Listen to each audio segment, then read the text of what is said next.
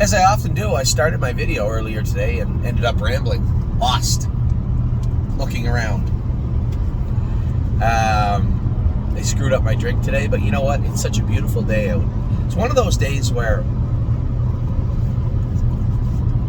I get out of the car and I went to walk towards Starbucks and I just stopped for a second and looked around. It's just a beautiful day, and sometimes I have to, that's that small little faint voice in my head saying, hey, today is a nice day, right? It's the same voice that has to remind me if I'm in a bigger race or a setting that should be impressing me at the moment or impressing stress upon me at the moment. That same voice says, soak it all in. Because you forget. And I don't know if everybody's like that. I don't know if everyone, moments pass you by and it's not until much later that you say, geez, I should have relished that. I should have let it soak all in. And that's the same voice that tells me, it's a nice day today. Relax. Take a little bit deeper breath.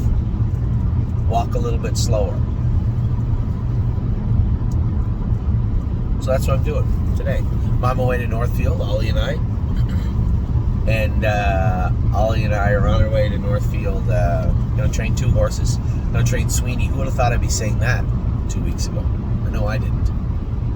I'm going to train Chap. We put what feels like 5 years worth of work into Chap. We're going to start putting the hobbles on him now a little bit, helping him trot. Helping him get his work done now. Hopefully he can. So I'm excited about that. Then we're going over High Hopes races today. This is the type of year, and a perfect horse to mention it. We're in kind of another transitional phase right now, right? Quietly looking over here in the corner where the baby sales are, and then focusing as much as we can on the horses racing right now. And then also over here on the other side, trying to figure out who's leaving, right? Who we're looking to sell, who we're looking to move, where they're looking to go, what we're looking to do. This year we've quietly been blessed with some really powerful sophomores. A horse like Irresistible Sun, he'll slide right in the open here, I think.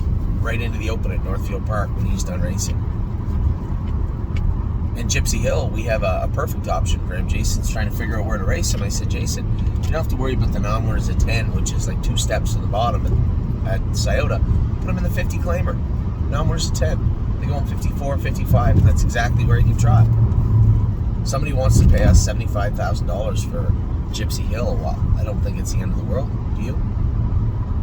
I don't think it's a gift either. I don't think it's a, we're not walking away giggling to one another. I just think that's a good spot for him. I'll tell you who else it might be a good spot for is Militant. Here's the thing with Militant. He is getting better every time he goes on the track. I actually think the trip in Kentucky helped him. He was way better last night than he's ever been in his life. If you watch his last win in 56, I had to come first over. He didn't get off the car as well. He didn't feel as good. Last night, he just felt playful. Like he knew, I like it here. He knew that, the horses he was in with couldn't really trot with him. Now, what he didn't know is that's his last start in that class. So we have to go to Scioto, or we can send him anywhere. A horse like him is very useful. And it's actually turned into a nice horse to do anything with. Because he was kind of miserable when he was 2.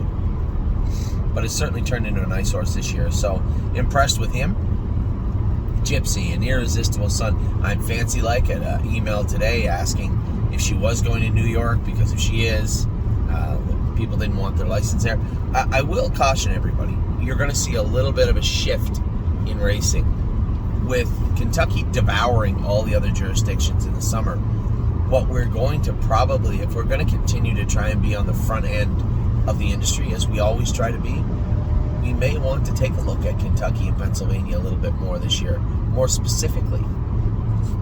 Mark told me the other day there's a sire stake when he said it was a 4-horse field at Monticello, went for $112,000, and it was up the quarter in 31 seconds. Because everybody's in Kentucky. You got to go to Kentucky. That's where all the money is. People forget that it's not as easy to get. I didn't forget that, but I was a little surprised how deep Kentucky is. somebody had asked today, and I always love this. People, they'll email me or text me, and that they have absolutely no understanding what YouTube is or how it works, have not watched the videos, and whatever. Everybody's a little bit different. Maybe they just aren't are not technical at all.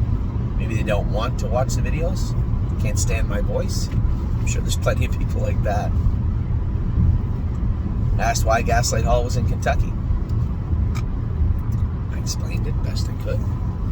Gaslight Hall's in Kentucky because he's dual eligible.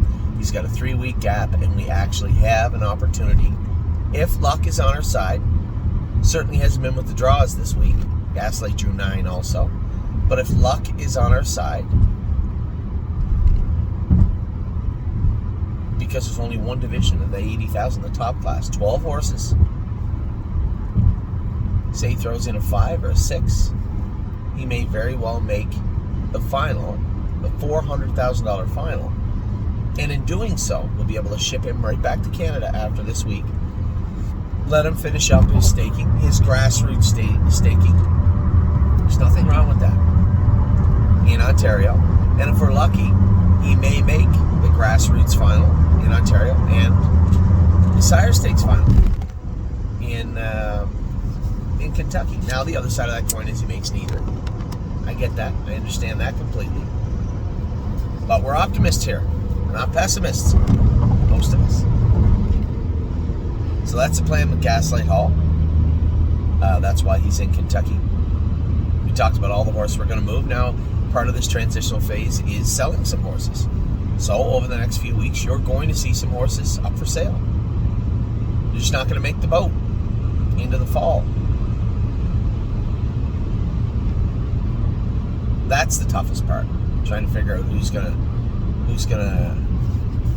be on that ship heading out. We have some 2-year-olds, but if you guys watch On Gate or Preferred right now, everybody has like a million 2-year-olds up. I should have maybe sold My Wicked Heart a month ago. And I did, I too. Many people messaged me saying, maybe give her another shot. And then I saw her train at the farm. I'm like, yeah, I would like to give her another shot.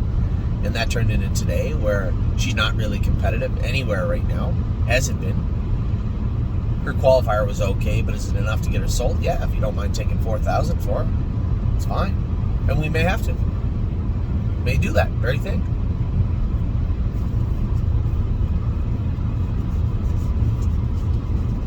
But we'll chalk that up. You will, and I will, under Live and Learn, if this ever comes up in this very similar situation, which it will in the future. Now, as we speak about the future, I talked the other day about changes coming to the site and coming to the barn.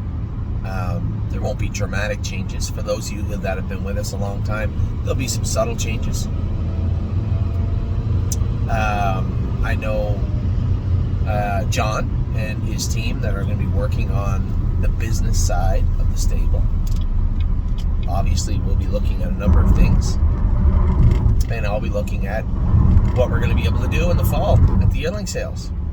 We already have 6 horses to come in now. I was happy to hear from one of our partners, Keith, that was a player in Miss Mildred. I believe Miss Millie, or something Millie, is the name of the Sweet Lou filly out of Miss Mildred that will be coming our way in another week or two. Also, we have our 4 homebreds to come in, and we have Sweeney's Sister by Volstead to come in. We have 2 Volsteads to come in. Never had a Volstead before, and we already have 2. So that's interesting. So I'm being torn in a number. You got to work on who potentially will leave. Do they need to be sold? Do they need to go to a different jurisdiction? Move other horses around. Make sure all the horses are going in the right direction for racing wise. And by the way, we have yearlings that are about to start coming in. Now, we're not going to bring them in for a couple of weeks yet, but all of this is going through my head. For my partners out there, I said, Anthony, have you gone through the yearling catalog with the whatever they call it, the speed sale, the end of summer sale, the jug sale, I don't know what it's called. No, I have not. I got your hips. I made note of them. And Excuse me. And I will be looking into those hips very, very soon, but I just have not yet.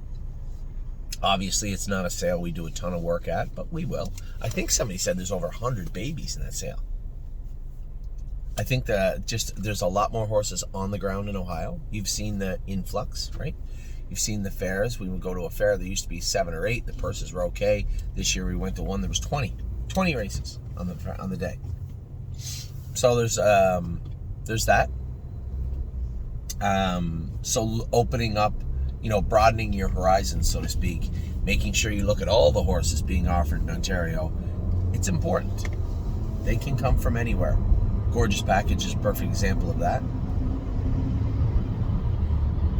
So a lot going on today, but I did want to just take a deep breath. I was trying to drink my drink slow, but it sucks. So I'll get another one later on. I'm going to give it like a 6.5 out of 10. Not that great. But it is a great day. So I'm going to take a deep breath. I'm going to take it all in because, it is the middle of August. Soon it'll be September. Soon it'll be October. And there won't be any more days like today.